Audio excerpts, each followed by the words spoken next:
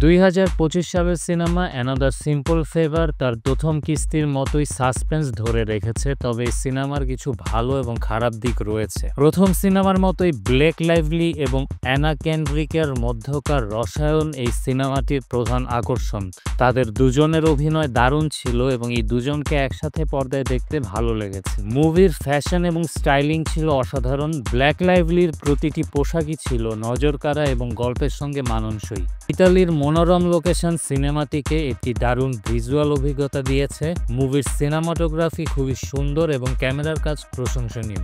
মুভির গল্পটি ছিল দুর্বল এবং জটিল। প্রথম সিনেমার মতো রহস্যময় এবং আকর্ষণীয় প্লট এই মুভিতে ছিল না। গল্পের অনেক টুইস্টই অহেতুক এবং বিশ্বাসযোগ্যতা হারিয়েছে। সিনেমাটির গতি বেশ ধীর এবং অনেক সময় বিরক্তিকর মনে হয়েছে। কিছু দৃশ্য অপ্রয়োজনীয় দীর্ঘ ছিল এবং গল্পের মূল আকর্ষণ থেকে দূরে সরে গেছে। কিছু কিছু চরিত্রের ব্যবহার ভালো হয়নি, বিশেষ করে পার্শ্ব চরিত্রগুলো তেমন গুরুত্ব পায়নি। তাদের উপস্থিতি অনেক সময় গল্পের সঙ্গে সম্পর্কহীন মনে হয়েছে। সব মিলিয়ে যারা প্রথম সিনেমাটি পছন্দ করেছেন এবং ব্লেক লাইভলি ও অ্যানা কেন্ড্রিকের অভিনয় দেখতে চান, তাদের কাছে এই সিনেমাটি ভালো লাগতে পারে। তবে গল্পের গভীরতা বা সাসপেন্সের খোঁজে থাকলে এই সিনেমাটি হয়তো আপনাকে হতাশ করতে পারে।